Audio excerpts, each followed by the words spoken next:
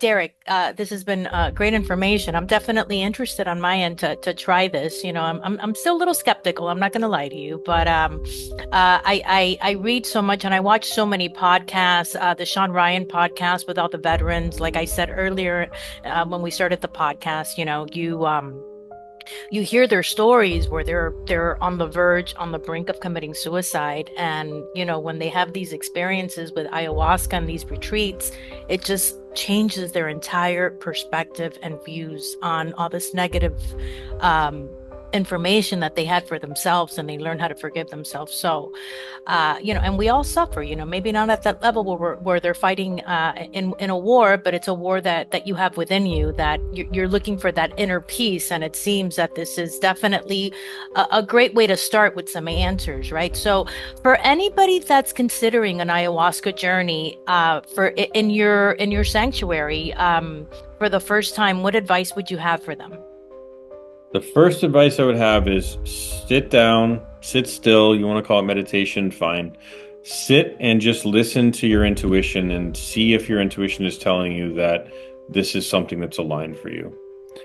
Doesn't matter what Megan Fox and Joe Rogan say. If it's right for you, you'll intuitively know.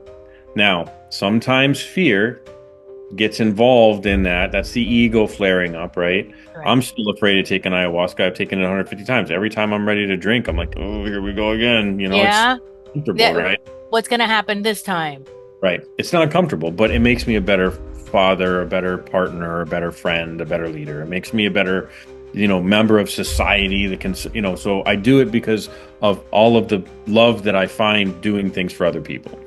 Um, so after that, after intuitively that it is right for you, if that's what you find, then you know just go through the process. Just go through the process and trust the process. Whether it's here or at Rhythmia down in Costa Rica or Temple of the Way of Light in Peru, great places to go to, or your local shaman or whatever.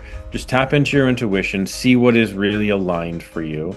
And if it is, trust the process, because your higher self and that mystery that's out there that's feeding information to your higher self and aligning with your higher self, they know so much. They're so smart. They're Hmm. so smart. Just tune into that. There's nothing that I should say that's going to convince you to come to an ayahuasca retreat. You need to sit down with yourself.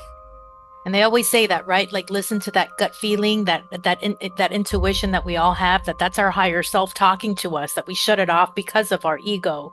And we need to listen to that little voice that's telling us it's okay to do it, try it, and not be so fearful with everything in our lives, right? Like, that's no way to live.